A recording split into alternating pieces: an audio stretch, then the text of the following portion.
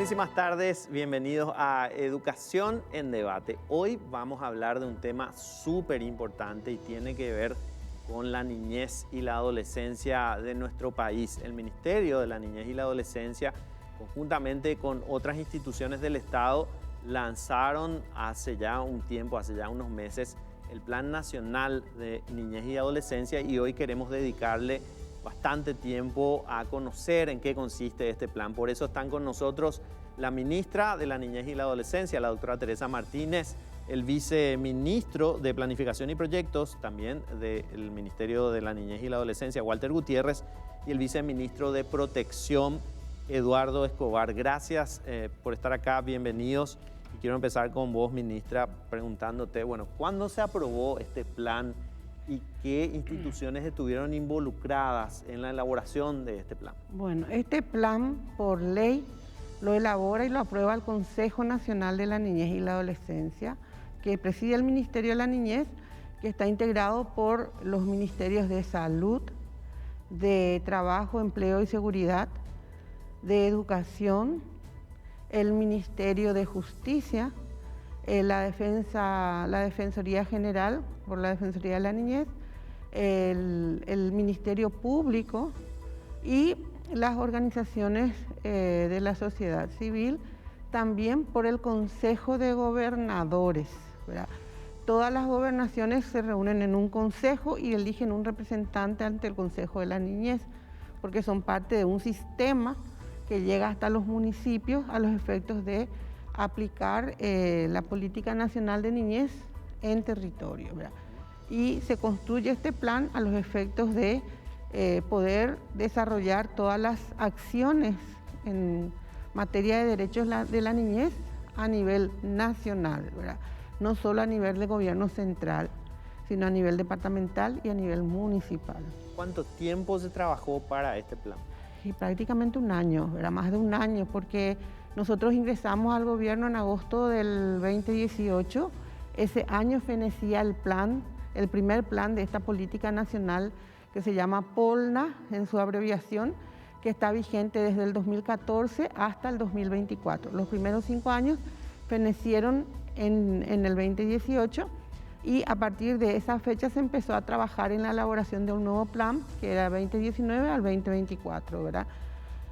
Fue muy participativo porque, así como lo dice su nombre, se hizo dentro del sistema, se trabajó en todas las gobernaciones departamentales, con las CODENIS, con los municipios, con distintas asociaciones, la pastoral social, con todas las organizaciones, digamos, que están trabajando en el ámbito de la infancia. Y también con los niños, niñas y adolescentes, más adolescentes que niños, porque ellos forman parte de una red conforme a su desarrollo, ¿verdad?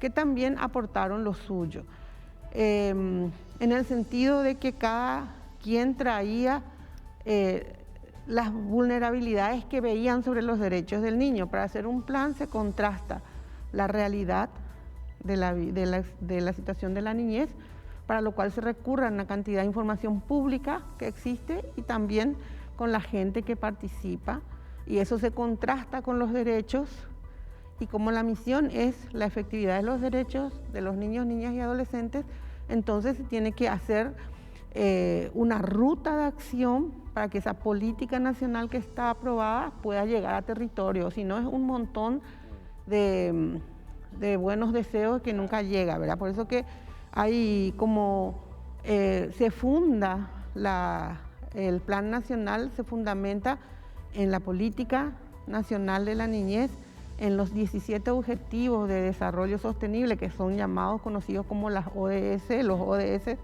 ¿verdad? En el sistema de protección social VAMOS, que es el sistema de protección social del gobierno para todas las áreas de vulnerabilidad, que está dividido por ciclos de vida, y que al Ministerio de la Niñez le corresponde los 3 primeros ciclos: primera infancia de 0 a 5, infancia de 5 a 13, ¿verdad? Y adolescencia, que es de 14 a 17 años. Todo eso dentro del VAMOS, ¿verdad?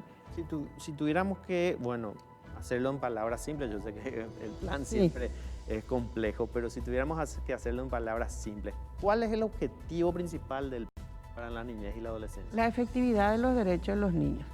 El objetivo esencial es que los niños sean respetados todos sus derechos, que les llegue en territorio, que no quede en papel materialmente, y se hace a través de todos los órganos del Estado, apoyados también por la sociedad civil, para que tienen problemas en salud, el Ministerio de Salud tiene que estar ahí.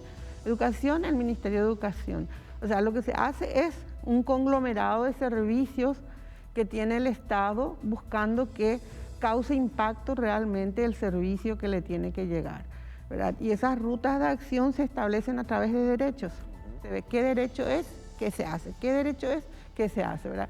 Entonces se hace de una manera programática a los efectos de que podamos todos cumplirlo. Claro, a veces nos cuesta un poco entender el concepto de política de Estado, ¿verdad? Sí. Pero bueno, este plan justamente lo que, de acuerdo a lo que ustedes nos están contando, busca que todo el Estado paraguayo esté trabajando a favor de la infancia. Y hay una palabra clave que decías que le quiero preguntar a Eduardo, que es viceministro de Protección. ¿En qué consiste ese plan de protección, el plan Vamos? Sí, justamente, ¿verdad? El plan Vamos es un sistema de protección social en el cual otra vez están integrados las diferentes etapas etarias de la ciudadanía, de los ciudadanos, y que va dividiendo los programas específicos en cuanto a sus necesidades para que el Estado pueda hacer efectivo esos derechos a cada ciudadano en base a la situación de vulneración también que algunos tengan. Bueno, ¿y cómo funciona el plan? Sí, bueno. Se activa, digamos. No, y se activa, niño de 5 años tiene un problema, ¿cómo funciona el plan? Y se activa a través de la articulación, porque eso es como un lineamiento general, ¿verdad? Que uno va teniendo como un objetivo general y va bajando en forma transversal a través del Estado y de sus diferentes instituciones que pueden trabajar, ya sea, por ejemplo, un problema de salud, trabaja solamente el Ministerio de Salud en forma única, ¿verdad? Pero si necesita después, por ejemplo, ya es un niño o un adolescente indígena, entonces trabaja en conjunto con el INDI. Entonces van haciendo acciones transversales en base a cada ciudadano, en base a cada necesidad que tenga el mismo. A Walter Gutiérrez, que es viceministro de Planificación y Proyectos, le quiero consultar si va a ser fácil esto, porque una cuestión es hablar de todo el Estado trabajando a favor de los niños y otra cuestión es que se ejecute realmente de esa manera, porque la realidad de nuestro Estado es que venimos trabajando históricamente como compartimentos estancos, ¿verdad? O sea, no, esto le toca al Ministerio de la Niñez y yo ya no puedo intervenir. No, esto le toca a Salud, nosotros ya no nos podemos meter. ¿Cómo van a trabajar? Y si fue o no fácil planificar esto. La idea, el plan contiene un capítulo que habla justamente de la operativización, ¿verdad? O sea, se previó ya con antelación dentro del plan una estrategia de operativización y la lógica de por qué es el Consejo de la Niñez el que elabora esa política pública tiene también mucho que ver con quienes integran, ¿verdad? Integran los representantes de diferentes áreas del Estado, de diferentes áreas del gobierno, tanto del Sistema de Protección Nacional de Niñez y Adolescencia como del Sistema de Protección Jurisdiccional, ¿verdad? Por eso es que la operativización siempre se busca que se realice en territorio, ¿verdad? El plan es el camino, el plan es la ruta para que las políticas públicas macro puedan aterrizar. Y esa es la lógica también del sistema de protección social. El trabajo conjunto, mancomunado y articulado de las instituciones del Estado, las instituciones públicas, que no es tarea fácil, pero que se está priorizando trabajar de esa manera. Y vuelvo a reiterar, existe una ruta crítica, un camino a seguir que está ya preestablecido dentro de lo que es la operativización del plan. Y como mencionaba la señora ministra, la idea es que nuestros niños, niñas y adolescentes puedan ejercer efectivamente sus derechos en territorio. O sea, hay una ruta y un plan de implementación que se va a realizar mancomunadamente desde el Consejo Nacional de la Niñez y la Adolescencia a través de las diferentes instituciones que la integran. Cuando empezaba el programa decía que es vital este plan porque lo que le ocurra a los niños puede marcar después su futuro. Definitivamente, si no tienen una buena nutrición, si no tienen contención en la familia, Claro. si no tienen un montón de necesidades cubiertas, eso después les afecta en el futuro y nos afecta a todos como nación, ¿verdad? Entonces, por eso es tan importante el plan que ustedes están llevando adelante y que finalmente está aprobado. Hablábamos en una oportunidad cuando te entrevistaba, ministra, sobre el presupuesto. Y me imagino que articular a todas las instituciones del Estado también tiene una lógica con respecto a los recursos del Estado. Claro.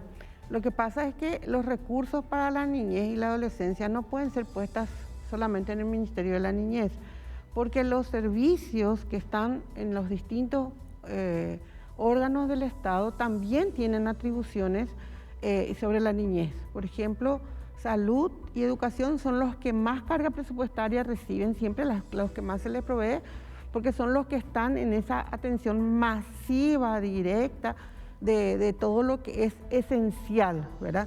Entonces, ahí tienen seguridad alimentaria, atención médica, las vacunas, la priorización de los primeros 1000 días de vida, que de 0 a 1000, la priorización de la primera infancia. O sea, hay un montón de actividades que desde salud se tienen que cubrir y nosotros muchas veces operativizamos con ellos las cosas que no lo pueden hacer por sí mismos o somos los que damos la alerta. Aquí está pasando esto, aquí reclaman esto, entonces van, ¿verdad? Como cuando nosotros tenemos nuestro acceso, preguntaste de cómo se llega y cómo llega a la gente cuando hay un niño.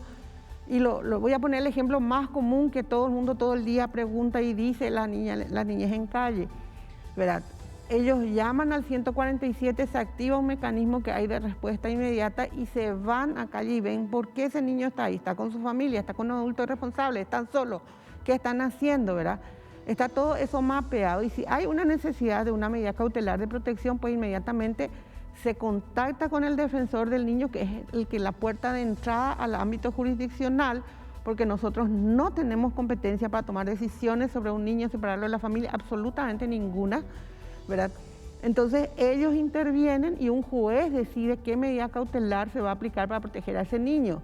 Si necesitan de nosotros para dar abrigo, para esto, el juez nos comunica y ahí otra vez intervenimos nosotros. Entonces hay un marco de interacción entre ellos y nosotros directamente también con los otros actores de protección social, que son las CODENIS, ¿verdad?, que están con los consejos municipales, y también solicitamos que se fortalezca a través de los consejos departamentales, ¿verdad?, que se van implementando.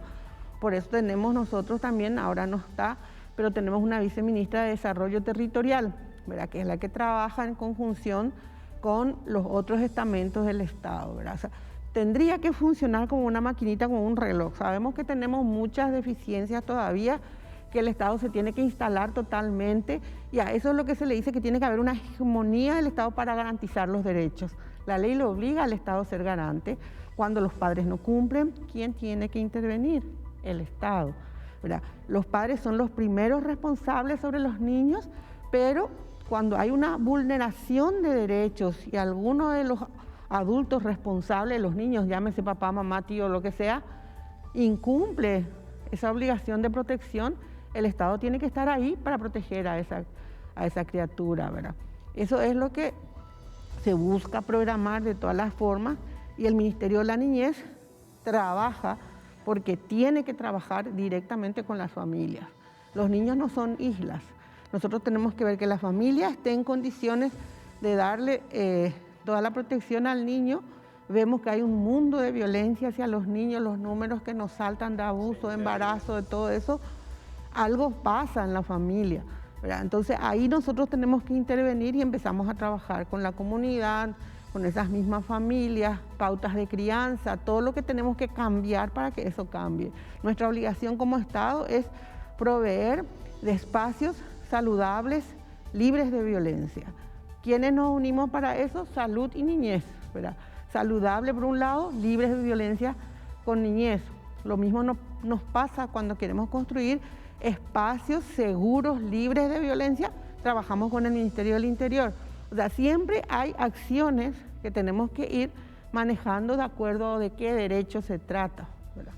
Bueno, a la vuelta de la pausa, yo siempre digo que el 147 funciona muy bien porque particularmente como periodista alguna vez me llamaron y me dijeron, tenemos un caso muy grave, Entonces, yo llamé al 147 en su momento y dije, bueno, esto está pasando en tal calle, en tal barrio, en tal ciudad. Y me volvieron a llamar minutos después y me dijeron, bueno, ya estamos tomando intervención, el niño ya está en, no sé, digamos, bajo el cuidado de la CODENI y se está haciendo el trabajo. Funciona, ese mecanismo es súper importante y vamos a poner en el Zócalo el número, el 147, para poder hacer denuncias y proteger a niños y adolescentes. Pero a la vuelta de la pausa te quiero preguntar, ministra, le quiero preguntar a los viceministros, esta cuestión del trabajo con educación, que es vital también porque es el lugar donde siempre van a estar los chicos, si es que tienen por lo menos acceso a la educación, y donde se puede trabajar muchísimo también. Pero esto lo tocamos en el siguiente bloque. Estamos hablando del Plan Nacional para la Niñez y la Adolescencia en compañía de la ministra de la Niñez y la Adolescencia y dos de sus viceministros para que nos expliquen un poco en detalle cómo funciona, cómo va a funcionar este plan. Decíamos antes de la pausa que se puede trabajar mucho en el tema de educación, un derecho básico para los niños. ¿Cuál es el enfoque en cuanto a educación? Bueno, nosotros promovemos el derecho a la educación integral, ¿verdad? ¿Quién planea, ejecuta y, digamos, gestiona y es rector de la educación? Es el Ministerio de Educación. Nosotros no podemos hacer planes de educación ni decir cómo tienen que enseñar. Nosotros decimos tienen derecho a, ¿verdad? Y el Ministerio de Educación está en el Consejo Nacional de la Niñez, donde escucha también los reclamos tanto de la sociedad civil como de los propios niños, porque los propios niños vienen al Consejo por medio de sus representantes, ¿verdad? Y este plan por eso está sustentado en 5 ejes, ¿verdad? Que luego se esperan los resultados de eso. Un eje para llegar a mejor atención es el de promocionar y fortalecer el sistema, porque muchos van a escuchar a las CODENI y no funciona, no hacen nada, es porque no está fortalecido. Y ahora estamos trabajando hacia la línea de los intendentes, vamos a entrar en proceso de selección, elección de intendentes, quien es el responsable por el Código de la Niñez y por su ley orgánica de atender a la niñez de su municipio, y para eso tiene que hacerlo con las CODENIs. Entonces estamos por un lado así y esperamos resultados de que todos los municipios tengan sus planes de la niñez adecuado al nuestro, y a nivel departamental todos los departamentos también, donde entran cada uno su línea de educación, salud, protección. Cada municipio tiene su área social también. En un eje 2 tenemos la orientación de la participación de los niños, que es un derecho esencial y que vemos que es uno de los más vulnerados también, porque tenemos que construir ciudadanía. Para que los niños se conviertan en ciudadanos, tienen que poder hablar, se les tiene que escuchar, se les tiene que explicar por qué no se hace lo que ellos piden, porque no es que sea una dictadura de los niños y hagamos todo lo que ellos dicen, ¿verdad? Sino que se les tiene que explicar por qué esto que ellos piden no se puede hacer. Eso es el derecho a la participación protagónica, y lo tienen que hacer en su comunidad. Tienen que ver, ir creciendo con esos valores, con ese amor, con ese apego comunitario, ¿verdad? Y para eso trabajamos también comunitariamente. Y vamos fijándonos metas en cada uno de estos ejes, ¿verdad? Y en educación es lo mismo, es en todo, ¿verdad? Pero para eso el Ministerio de Educación está sentado por medio de su representante en el Consejo Nacional de la Niñez. Esa es la lógica de la ley, ¿verdad? Entonces ellos tienen todos los insumos que llegan hasta el Ministerio de la Niñez. Bueno, mira, te digo nomás en esta pandemia, no tenían, entraba alguien en el espacio, en la plataforma, un invasor. Los chicos, ¿dónde llega el reclamo al Ministerio de la Niñez? Nosotros no podemos hacer nada, pero sí articulamos y derivamos eso al Ministerio de Educación. Hay un problema que no tienen terapia. Plataformas digitales cuando estaban dando clases. Sí, cuando clases. estaban dando clases, ¿verdad? Sí. Entonces, y el Ministerio de Educación sacó un protocolo de seguridad que obliga a las instituciones privadas a tener determinadas medidas de seguridad en sus plataformas, qué plataformas usar. Y en el área de educación pública también ellos ya tomaron las medidas, o sea, se sacó un protocolo de seguridad y son mecanismos así que se van interactuando con todas las cosas, ¿verdad?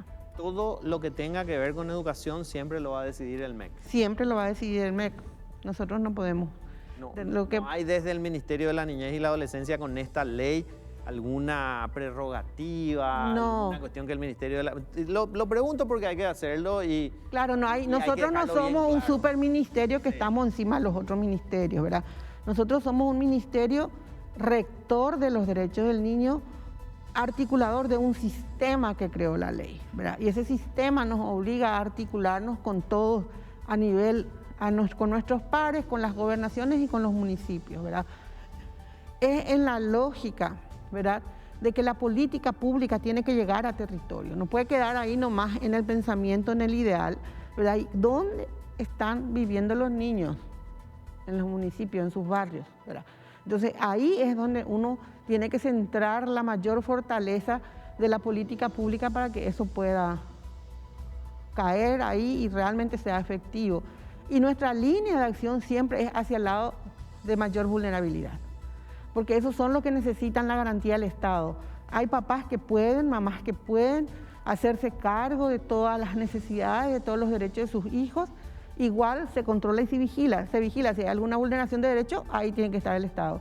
Pero con la población más vulnerable, necesitan de ese apoyo, de ese empuje del Estado, ¿verdad? Por eso que tenemos esa condición de garante. Te quiero preguntar a Eduardo, que es viceministro de Protección, justamente con respecto a los más vulnerables. ¿Qué es lo que ven ustedes en el día a día en el Ministerio de la Niñez en cuanto a sectores de la niñez y la adolescencia que sufren algún tipo de violencia, de vulneración de sus derechos? ¿Qué es lo que más se ve?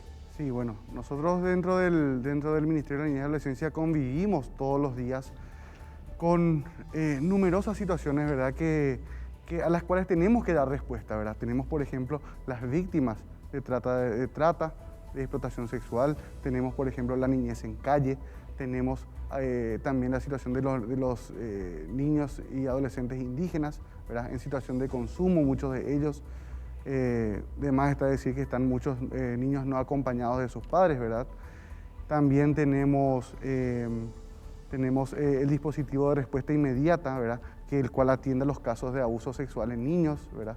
O sea, lo que presta asistencia para articular, ¿verdad?, con otros entes estatales. El Ministerio Público es el órgano, el ente encargado de la investigación jurisdiccional. Y una cosita que quería acotar, Fito, enriqueciendo un poco lo que dice la ministra.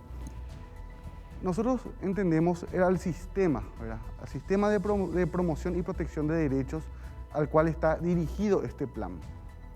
Pero ¿cómo se origina para que la ciudadanía también conozca, ¿verdad? Este sistema tiene su origen ya en 1989, ¿verdad?, con la Convención sobre los Derechos del Niño, que es ratificada un año después, en 1990, por una ley de Paraguay, y eso desemboca en una evolución de derechos con respecto a los niños y adolescentes,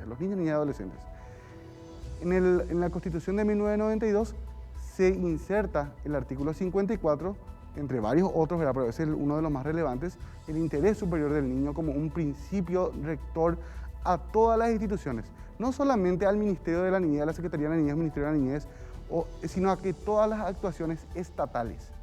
Luego de eso, en el 2001, se promulga el Código de la Niñez y la Adolescencia, ¿verdad? Todo esto en el marco de la doctrina de la protección integral, porque antes teníamos la doctrina de la situación irregular. ¿Y cuál es la diferencia entre ambas? Que una le veía al niño como objeto de derecho y nosotros ahora lo vemos como sujetos. ¿Y qué implica eso? ¿Cuál es la diferencia sustancial en cuanto a las políticas públicas con respecto a eso?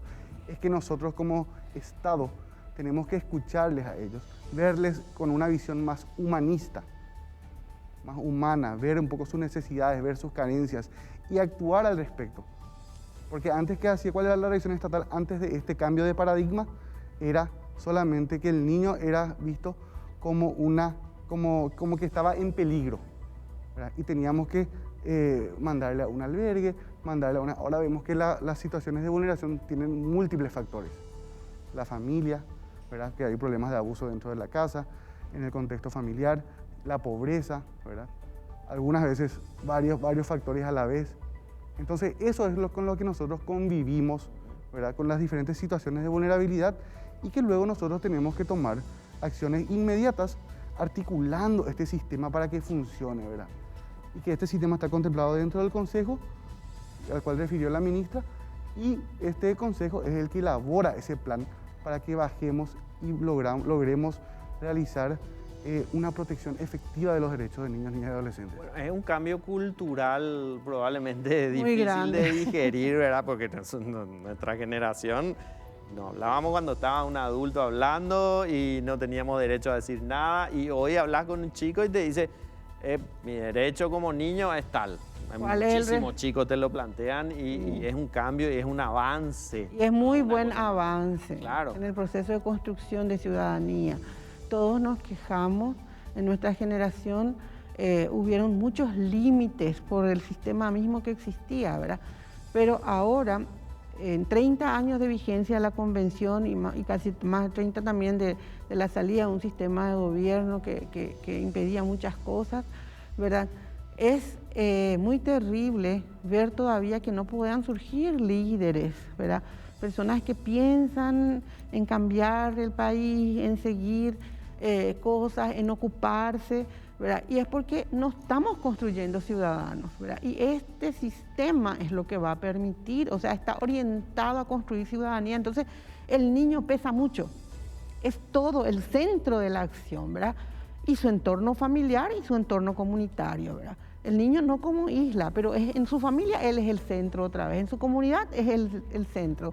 El principal sujeto hacia quien va dirigida las acciones, ¿verdad? Pero tiene que crecer con su entorno. Claro, surgió como un temor de que el niño va a hacer valer sus caprichos, más o menos en esas palabras, lo estoy haciendo muy simple, Sí. Pero en realidad el niño no está aislado de su entorno, No. de su familia, de su núcleo familiar. Lo que le gusta al niño es probablemente lo que los padres le inculcaron. Y esa mala comprensión es lo que llevó a pautas de crianzas equivocadas, ¿verdad? Porque el niño tiene que recibir una disciplina. La disciplina no puede ser violenta nomás, ¿verdad? O sea, ese cuando llega, que todo el mundo le hace pucheritos a la criatura cuando está bebé, que hace que no recibe ninguna orientación del no se puede, llega a los 13, es insoportable, y ahí ya no hay línea de acción que pueda contener de los padres y empiezan con los golpes, a veces de los 7 años, ¿verdad? Entonces esas son las pautas de crianza equivocadas que hay que cambiar por pautas positivas, pero eso no lo trabajamos con los niños, eso lo trabajamos con los padres, pues los padres son los que crían a los hijos, ellos son los responsables de la crianza de los niños, ¿verdad? Entonces ahí es donde siempre se tiene que llegar a territorio comunitario, ¿verdad? Y todas nuestras campañas, todo siempre va dirigido a lo comunitario, a la familia, ¿verdad? Entonces ahí es donde uno va encontrando respuestas y acciones. Es impensable que nosotros podamos hacer esto sin las familias. Por eso que el objetivo principal, y ahí el viceministro Walter es responsable de uno de los programas que más enarbola la protección familiar, ¿verdad? Que es el programa Abrazos, y donde se ve y se desnuda toda la acción que se tiene que hacer para que esa familia florezca, para que ese niño mejore su situación de vida, ¿verdad? Entonces hay un apoyo familiar, no es solamente un apoyo económico como los otros programas, por ejemplo Tecoporá, Tecojá, que son siempre subsidios condicionados, sino que hay un acompañamiento a esa familia con toda la asistencia técnica que como ente rector podemos dar, porque somos un ente altamente técnico en materia de atención a la niñez. Esto lo tocamos en el siguiente bloque. ¿En qué consiste el programa Abrazo? Porque ya escuchamos hablar del mismo en muchas oportunidades, pero bueno, sería bueno que todos sepamos cómo se activa el programa Abrazo y qué partes tiene, cómo actúa con la familia. Okay. Bueno, si bien en su momento la entonces Secretaría Nacional de la Niñez y la Adolescencia nació con un perfil más de trabajo en rectoría, ¿verdad? Sigue siendo un ente rector en materia de niñez y adolescencia el ministerio, solo que las coyunturas por el transitar el camino obligaron también a dar respuestas, ¿verdad? en cuanto a la protección, ¿verdad? Abrazo es una de las respuestas que da el Ministerio de la Niñez y la Adolescencia, y consiste en ser un programa que busca la erradicación progresiva del trabajo infantil, tanto en la vía pública como en otras peores formas de trabajo, y ahora con la administración de la doctora Teresa Martínez estamos también incluyendo a otras familias en situación de alta vulnerabilidad, ¿verdad? El programa en sí cuenta con algunos componentes, ¿verdad? Como es el de atención en centro. Los centros son espacios donde asisten los niños, niñas y adolescentes, donde reciben la atención directa de educadores, trabajan con apoyos familiares, ¿verdad? Allí tenemos 45 centros ya hoy en el país, estamos en Asunción. Mientras sus padres se van a trabajar. Claro, mientras sus padres están realizando algún tipo de actividad económica, hay que mencionar de que es en el turno, bueno, los que ya están en edad escolarizada, es en el turno contrario a la escuela, porque el programa, una de las corresponsabilidades es justamente de que los niños estén escolarizados, ¿verdad? Atendemos a la primera infancia, atendemos al sector de la infancia y también realizamos trabajo con los adolescentes, ¿verdad? Que es una innovación que también de esta administración. Entonces, allí ellos reciben servicios como desayuno, almuerzo, merienda. Los más chicos reciben, los de primera infancia reciben estimulación temprana. Los niños un poco más grandes reciben actividades de refuerzo escolar. Y eso son las actividades en los centros. Pero algo muy importante, que es lo que mencionaba también la ministra, y uno de los componentes del programa es el componente de soporte familiar, ¿verdad? Trabajamos nosotros en entornos comunitarios y no hay forma de, si queremos trabajar con los niños, no trabajar con la familia, ¿verdad? Se trabaja con las familias con responsabilidades, se le hacen seguimiento de que las familias estén cumpliendo y le estén garantizando, así como la ley manda, todos los derechos a los niños, niñas y adolescentes, ¿verdad? Trabajamos también dentro del programa a fin de apoyar a las familias con transferencias monetarias condicionadas mensual, cestas básicas de alimentos. O sea, es un programa de atención integral realmente. Por eso siempre cuando aclaro, para ser muy didáctico, digo, no es ni una guardería, no es ni un comedor, ¿verdad? Se le brindan esos servicios de atención, pero va más allá, ¿verdad? Se trabaja con la familia, se trabajan las pautas positivas de crianza que estaban mencionando, ¿verdad? Y se busca que estas familias puedan egresar, ¿verdad? Ese es el gran logro del programa y estamos también viendo egresos con mucha alegría. Que salgan de la necesidad de estar dentro del programa. Hay que sacar ese concepto de solamente paternalista del Estado asistencialista. Hay que darle herramientas a las familias para que puedan salir adelante. En la condición socioeconómica, además de las pautas de crianza positiva, nosotros trabajamos con otras instituciones del Estado también, e incluso organismos de cooperación, ¿verdad? Que nos ayudan a capacitar a la mayoría son mamás, ¿verdad? Las titulares, a capacitar a las mamás también, a los padres, ¿verdad? Para darle esas herramientas, ¿verdad? Para darle esas herramientas para que puedan salir adelante, que puedan egresar, que puedan subir su estrato, su índice de calidad de vida, nosotros le decimos. Ese es el gran objetivo del programa y tiene su puerta de entrada a través de otra acción directa del Ministerio, ¿verdad? Que es el dispositivo de respuesta inmediata de abordaje en calle. O sea, vemos un niño en calle y ahí empieza a trabajar el ministerio y después se activa el programa Abrazo. Claro, el programa Abrazo es la oferta pública, un programa social que busca dar respuesta al niño que está en situación de trabajo infantil y en situación de vulnerabilidad social grave, ¿verdad? Y realmente estamos avanzando, hoy estamos sistematizando la información, tenemos muchos registros. Abrazo hoy tiene más de 10.000 niños beneficiarios, más de 3.300 familias beneficiarias también, y se está haciendo un trabajo a puro pulmón, como se dice, en lo que es el abordaje a un tema que demanda siempre mucho reclamo en la ciudadanía, que es el abordaje de niños y niñas que están en situación de trabajo infantil o en situación de calle, ¿verdad? Sí, por supuesto, siempre se escuchan los reclamos, ¿verdad? Y se dice, ¿por qué no está actuando el Ministerio de la Niñez y la Adolescencia? ¿Dónde están? Pero se puede decir también que se ven menos niños en la calle desde la implementación de este tipo de programas. A la vuelta de la pausa, el último bloque con los representantes del Ministerio de la Niñez y la Adolescencia, cerramos un poco lo que tiene que ver con el plan y sobre todo aclarar cualquier tipo de duda que haya en la ciudadanía en el siguiente bloque. En compañía de representantes del Ministerio de la Niñez y la Adolescencia para hablar de este plan, y lo que quería decirle a la ministra es que, bueno, hubo dudas, hubo cuestionamientos, es una oportunidad para responder a ese tipo de dudas o cuestionamientos, ministra. Bueno, nosotros lo que podemos decir es que este plan solamente tiene como finalidad la defensa de los derechos de los niños, niñas y adolescentes, no tiene ningún sesgo ideológico, ni de género ni de cualquier otra índole. Sí promueve la igualdad entre los niños, las niñas y los adolescentes. Ese es un compromiso del Estado, y en esa línea están todos los programas del Estado, todos los planes. También nuestra meta es fortalecer a la familia, ¿verdad? No estamos contra las familias de ninguna manera, y eso se va a ver en todo y se ve en todos los programas que se vienen desarrollando, y esencialmente tal vez se generan confusiones o porque no se conoce el plan o porque leyeron incompletamente o por las campañas que hacemos. Nosotros tenemos un problema muy serio en el país. Por eso el énfasis de nuestras acciones y nuestras campañas comunicacionales van hacia erradicar, prevenir el abuso, el maltrato, la violencia hacia los niños. Porque esa es una pandemia que tenemos. Los números nos interpelan. Que tengamos, ahora en octubre se disparó las situaciones de los abusos, bajó un poco el maltrato típico, ¿verdad? Y se disparó, no sabemos si es por las campañas que se están haciendo, que se dispararon las denuncias o se dispararon más los hechos, ¿verdad? Tenemos más de 2.300 casos de abuso sexual en niños. Y eso es algo que no podemos como sociedad, como Estado, permitir. En lo que va del año.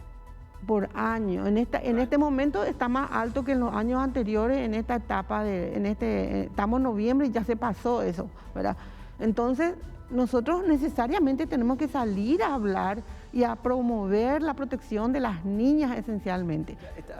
Si bien el abuso es de niños y niñas, sí. Son más de 5 o 6 niños y niñas abusados por día. Por día, ¿verdad? Entonces estamos nosotros muy fuertes con el tema de las campañas, ¿verdad? De prevención, porque esa es nuestra obligación.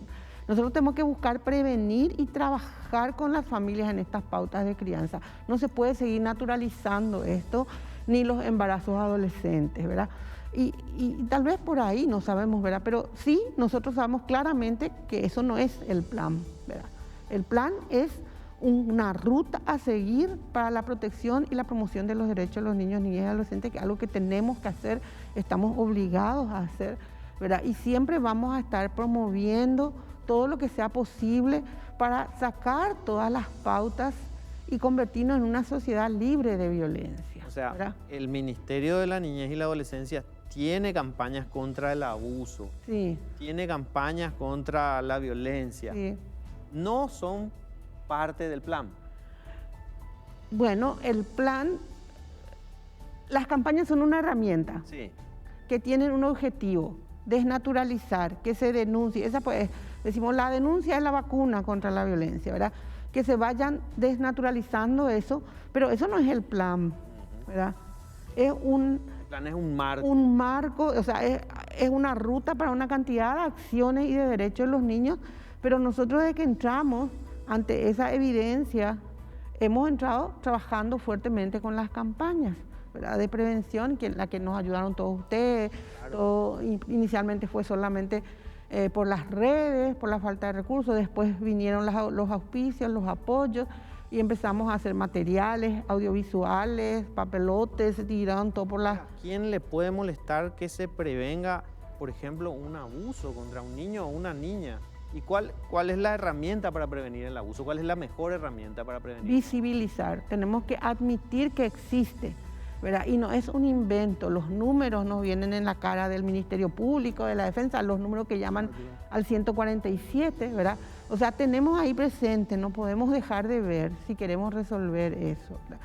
Entonces, ahí es donde yo, no sé, pienso, ¿verdad? Porque no hay otra cosa, no hay esta política nacional que es la base de nuestro plan, está vigente desde el 2014, ¿verdad? Porque ahora se va a ver que hay cosas raras, ¿verdad? No hay nada raro. Eso está siempre colgado en la web, solo se habla de derechos acá, ¿verdad? No hay posibilidad de hablar de ideologías cuando se habla de derechos. Derechos de los niños, ¿verdad? El derecho esencial de su protección, de su participación, su seguridad alimentaria, todos los derechos que están son derechos, no hablamos de necesidades precisamente, sino de derechos. Desde acá estamos viendo los derechos y qué camino se tiene que tomar para satisfacer y que sean efectivos esos derechos, que es esa la obligación del Estado, ¿verdad? De eso se tiene que encargar el Estado, tiene que dar la garantía o para que su familia se haga cargo y si su familia no puede, para empujar, apoyar y que puedan hacer eso, ¿verdad? Entonces, el plan es eso, no es otra cosa. Todos sabemos que hay un título que genera siempre mucha polémica, que es el de la educación sexual integral. Sí. ¿Está planteado dentro del plan No. o no? Y si estuviera, depende, me imagino, directamente del Ministerio de Educación. Está planteado como un derecho, porque eso nosotros no lo fabricamos, está en la ley, es un derecho. Así como decimos, el derecho a la educación integral incluye todo. Porque la atención al niño, esa pues es la diferencia cuando dice a la protección integral contra la situación irregular. El niño hay que vérselo integralmente, todos sus derechos juntos, es un ente psicobiosocial. Entonces se le tiene que, en proceso de desarrollo encima, hay que trabajar con él como se trabaja con la masilla, como se trabaja con todo integralmente, ¿verdad? Entonces acá está formulado como un derecho. ¿Quién ejecuta ese derecho? El Ministerio de Educación, en la forma que lo diga, con sus técnicos, con sus programas, con su metodología, ahí no nos metemos. Si alguien viene y dice, esto no me gusta porque atropella mi dignidad, atropella mi privacidad, nos dicen eso, le trasladamos al Ministerio de Educación para que ellos vean qué es lo que está pasando. No vamos a meter, nosotros no somos inspectores, somos un ente rector, que decimos, alzamos la banderita de alerta cada vez que sucede algo y pedimos, ¿verdad?, que se respeten los derechos. En eso estamos y yo creo que todos los que estamos en el Consejo estamos en la misma inteligencia, en el mismo pensamiento y ojalá podamos trabajar con todos los padres y madres del país para sacar adelante a los niños de este país. Bueno, acá a los viceministros les quiero preguntar si quieren agregar algo más, ¿verdad? Sí. Justamente, como muestra, si bien el Ministerio de la Niñez y la Adolescencia es un ente rector, qué mejor que con hechos, ¿verdad?, demostrar que el interés de la institución es el fortalecimiento de las familias. Por ejemplo, el programa Abrazo, ¿con quién trabaja?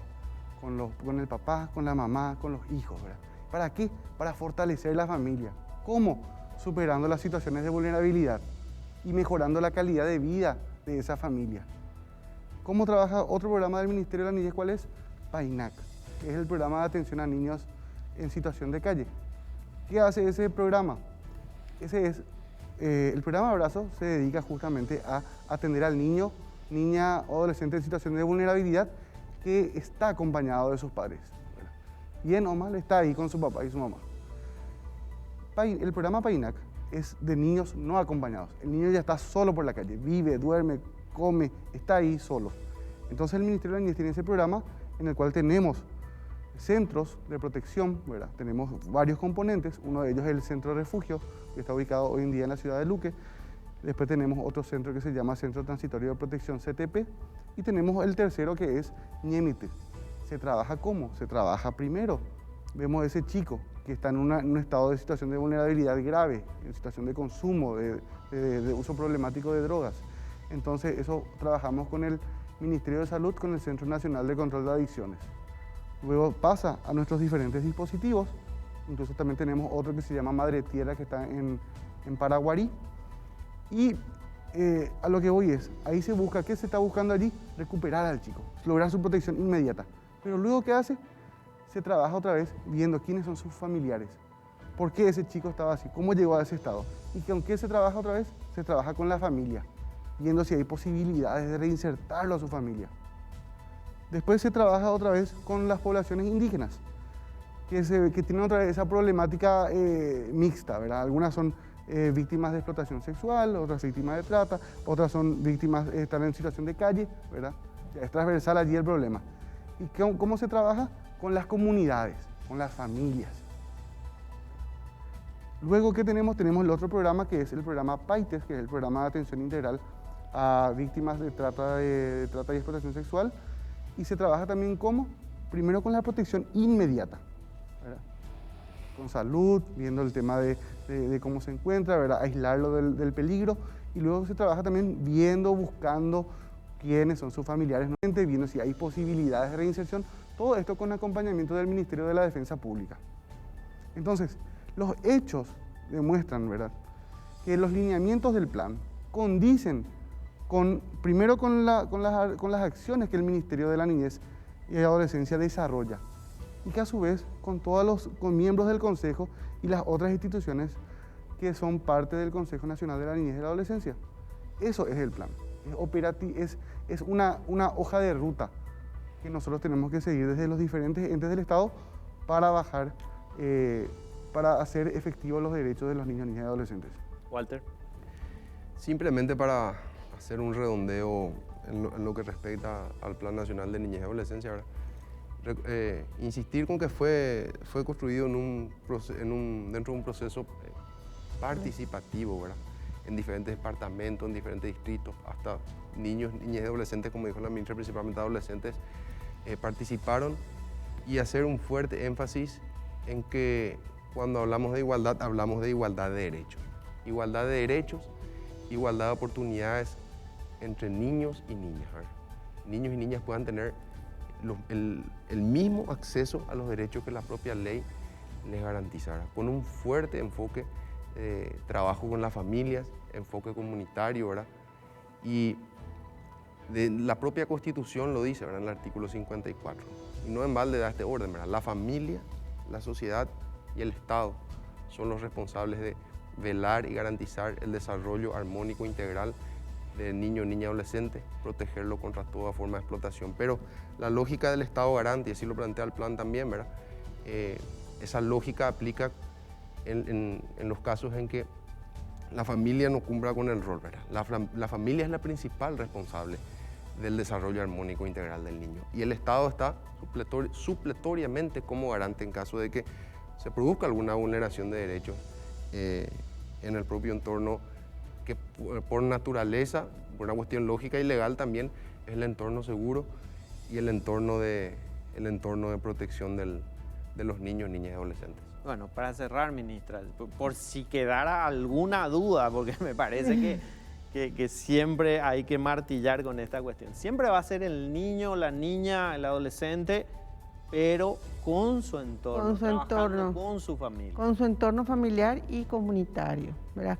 Por eso es que ahora, y eso es tan real, que cuando yo dije, las campañas, ahora los vecinos son los que denuncian. Ese es su entorno comunitario protector, ¿verdad? Entonces, uno siempre dice, el vecino sabe más lo que ocurre en mi casa, pero antes no se involucraban, ¿verdad? Nadie decía, el problema del otro no entra en esa casa. Entonces, el niño es el centro de todo, con su familia, con su entorno familiar, ¿verdad? Porque tenemos que proteger ese entorno que sea seguro para él, saludable, seguro, libre de violencia. O sea, hay un montón de cosas que implica ese derecho de ese niño, pero es el centro de atención, no es adultocéntrico nuestro plan ni de ninguno, es niñocéntrico. Todos pensamos en el niño. Entonces ahí es que, no sé, por ahí puede que la gente dude algunas cosas, pero hasta el niño tiene más derecho que sus padres, ¿verdad? Porque la Constitución dice que su interés prevalece ante cualquier otro derecho, el niño primero, ¿verdad? Entonces eso es lo que se va proyectando en los planes. Para evitar confusiones, dudas, campañas que existen siempre, ¿cómo puede hacer la gente para consultar directamente con ustedes y ver una línea, un canal de comunicación con el Ministerio de la Niñez y la Adolescencia? Bueno, el Ministerio de la Niñez y la Adolescencia tiene una línea que es 24/7-147, ahí puede contactar por un lado, ¿verdad? Y después el Ministerio de la Niñez tiene su página web donde también puede hacer contacto, ¿verdad? Y ahí dejar sus dudas y se le va a llamar y se le va a convocar si quiere venir o se le contesta por esa vía, ¿verdad? Y estamos en 14 de mayo a Edo, donde también pueden llegar si quieren consultar alguna cosa, ¿verdad? Ministra, gracias por tu tiempo. A ustedes. Viceministros, muy amables. A ustedes, buenas. Bueno, en el siguiente bloque vamos a estar en contacto con Rafael Obregón de UNICEF Paraguay, porque un informe que hace UNICEF a nivel Latinoamérica habla de cómo se amplía la brecha entre quienes tuvieron recursos para poder tomar las clases virtuales y quienes no lo tuvieron. Así que a la vuelta de la pausa hablamos de eso.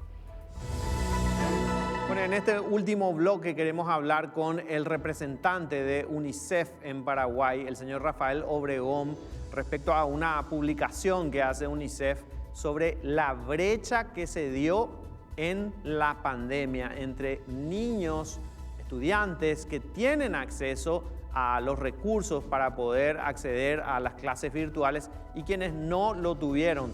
Se amplió esta brecha. Contanos, por favor, Rafael, qué es lo que dice este estudio, porque los números son preocupantes. Ya, perfecto. Bueno, nuevamente muchas gracias por la invitación al programa.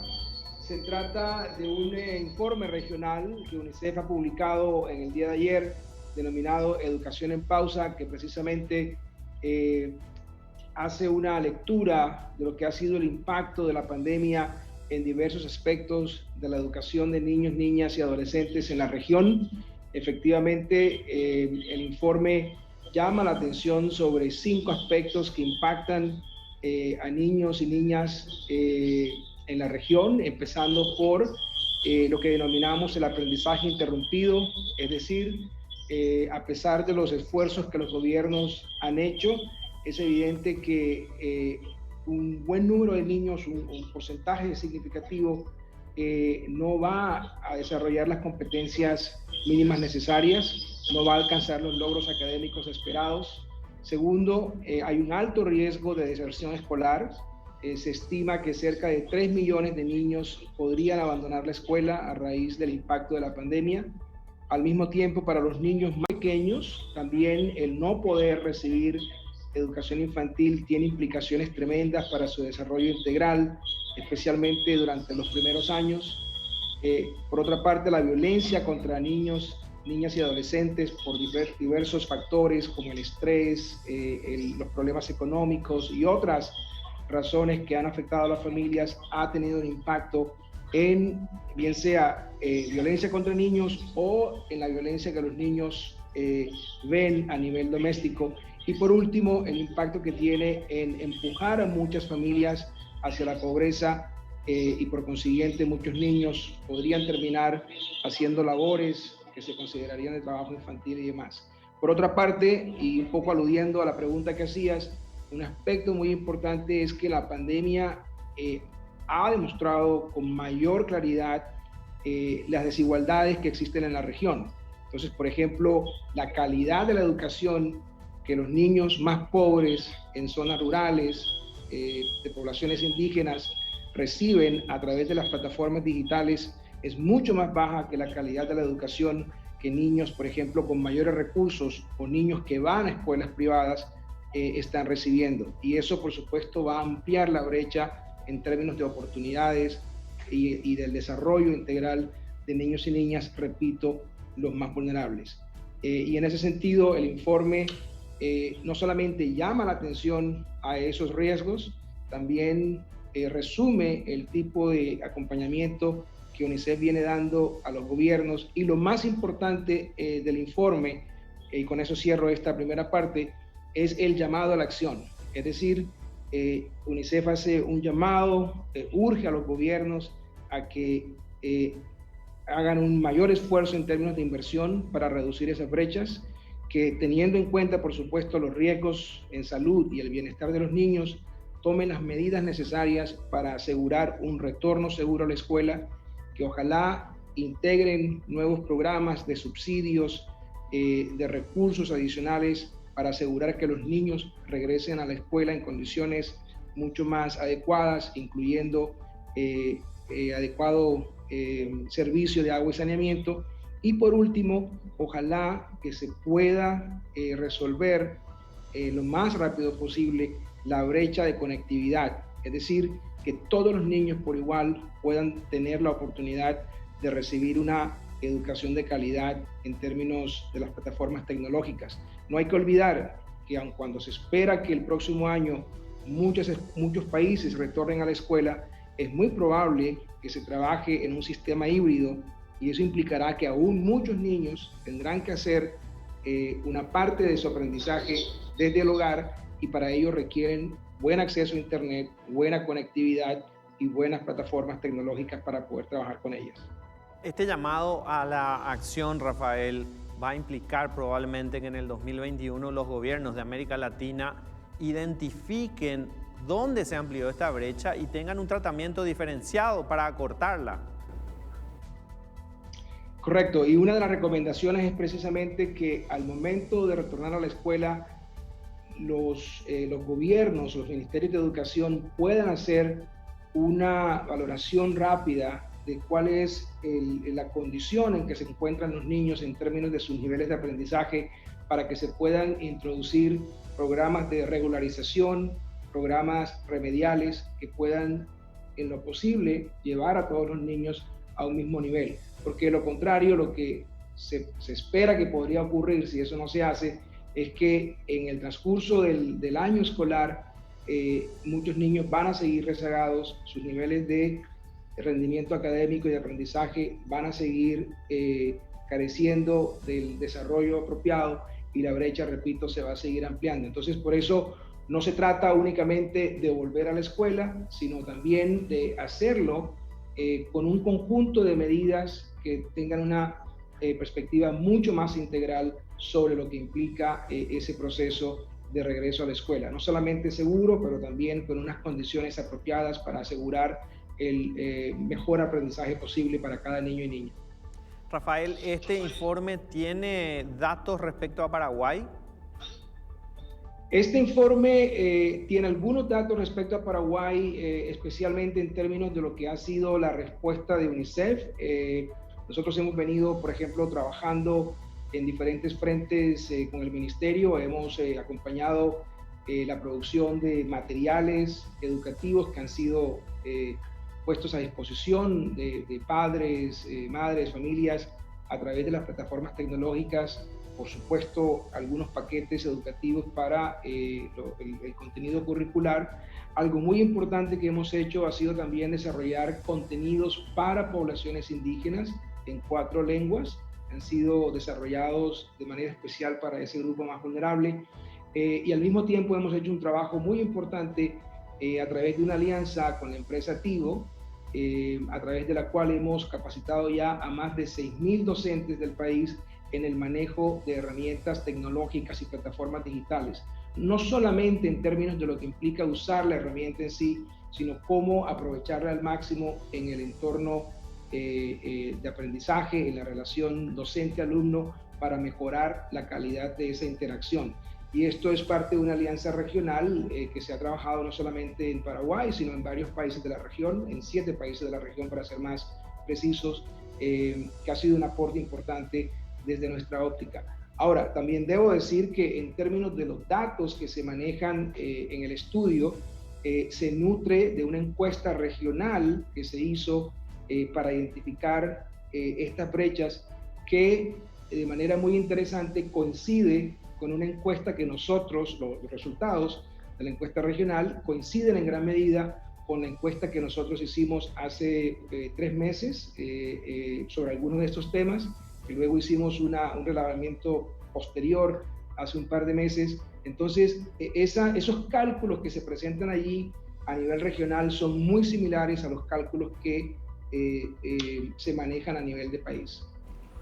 Rafael, otra consulta que te quería hacer respecto a este estudio, este informe que lanza la UNICEF, es respecto a lo que decían los titulares en los periódicos en esta semana. Urge el retorno a clases presenciales.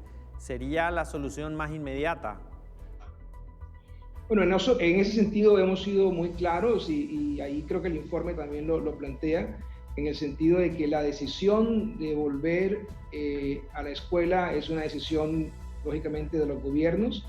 Lo que nosotros estamos planteando es que debe tomarse esa decisión a partir de un equilibrio entre el riesgo para la salud de los niños, las niñas y por supuesto la comunidad educativa, y el bienestar tanto digamos personal como social, y el proceso de aprendizaje de niños y niñas. Entonces, ese análisis tiene que ser un análisis muy serio, con el fin de sopesar los pros y los cons de esa decisión.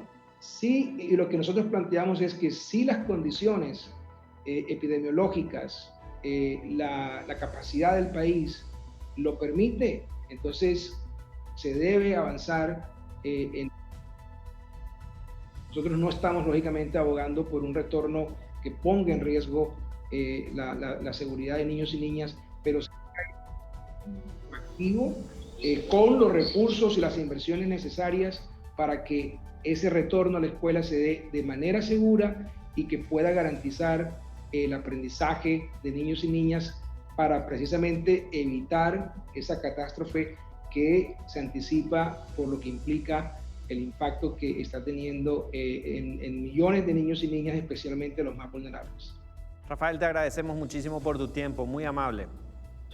Muchísimas gracias por la oportunidad y bueno, simplemente reiterar el mensaje en el sentido de que este es uno de los impactos más significativos de la pandemia, más allá de los aspectos sanitarios y económicos que todos sabemos son de gran envergadura en términos del futuro del desarrollo del país. Este es uno de los desafíos más importantes y reiteramos nuestro compromiso de seguir acompañando al gobierno, al Ministerio de Educación y a todas las autoridades para, ojalá, asegurar un retorno seguro muy pronto de cada niño y niña a la escuela.